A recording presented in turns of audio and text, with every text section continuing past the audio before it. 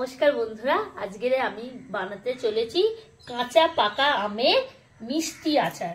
এই আম আছে, আমি কেটে নেব, আমি মিষ্টি আচার করব। এই বন্ধুরা, আমার আম কাটা হয়ে গেছে, এই আমের আমি মিষ্টি আচার করব। বন্ধুরা, আমের যে মিষ্টি আচার বানাবো, যে আম কাটা হয়ে গেছে, তার জন্য যে আমার মশলা লাগবে, আমার লঙ্কা লাগবে, গোলমরিচ লাগবে, আর এটা হচ্ছে কালো জিরা, 5 ফোড়ন, ধনে, জিরে মরিচ, সাদা সর্ষে আর হলুদ সর্ষে, এইগুলো লাগবে। এগুলো আমি ভেজে নিয়ে আসছি। এই আমার মশলাগুলো সব কড়াই দিয়ে দিয়েছি, আস্তে আস্তে ভাজবো। এই আমার মশলা ভাজা হয়ে গেছে, মিক্সচারে গুঁড়িয়ে আসছি। বন্ধুরা, আমি আমের মিষ্টি আচার বানাতে চলেছি। ফোড়ন দেওয়ার জন্য যে যে উপকরণ লাগবে: জিরে মরিচ লাগবে গোটা, সর্ষে লাগবে লাল, এলাচ লাগবে, কালো জিরা লাগবে, তেজপাতা লাগবে, 5 ফোড়ন লাগবে, গোটা শুকনো লঙ্কা, হলুদ, আর এটা হলুদ সর্ষে লাগবে। এই উপকরণ, চিনি লাগবে, নুন লাগবে। ফোড়ন দেব,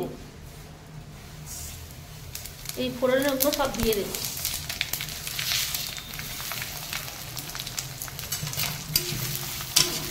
নুন দেবো আলু,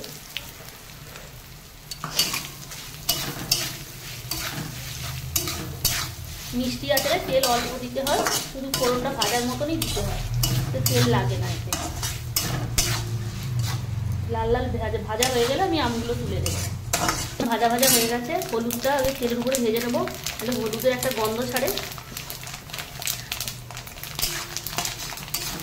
একটা সুন্দর ফ্লেভার বেরিয়েছে মশলা। আমি এবারে আমগুলো দিয়ে দেবো। এই আমার আম কাটা ছিল,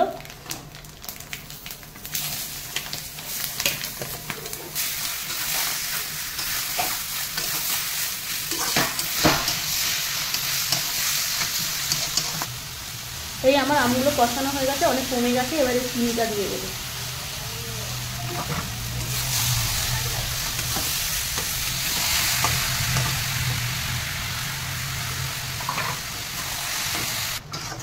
এই আমার চিনিটা দিয়ে, চিনিগুলো তো গলে গেছে পুরো মশলার সঙ্গে। এবারে আমি মিক্সচারে আমি যে মশলাগুলো পেস্ট করতে দিয়েছিলাম, করা হয়ে গেছে। এবারে গুঁড়ো মশলা আমি দেবো।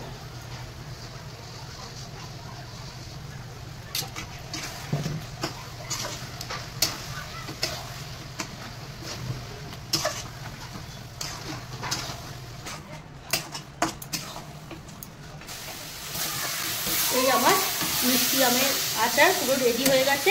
এবারে 1 বছর সংরক্ষণ করে রাখা যাবে, এতে কোনো রোদও দিতে হবে না। আমি ধিমে আঁচে 1 ঘন্টা আমটাকে কষিয়েছি মশলা দিয়ে।